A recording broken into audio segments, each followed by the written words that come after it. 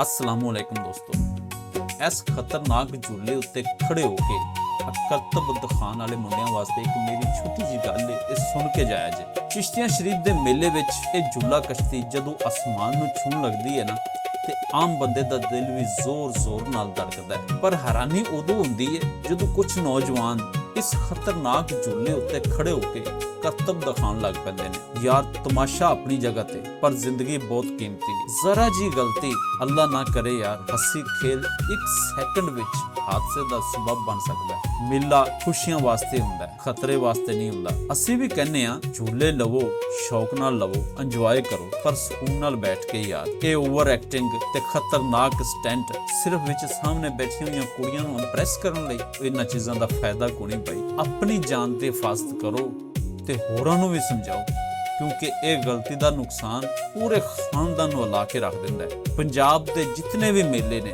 खुशियां दे मेले ने, इन्हां नूं खुशियां तक ही महदूद रखो ते इस वीडियो नूं अगे तक शेयर भी लाजमी करिया जे।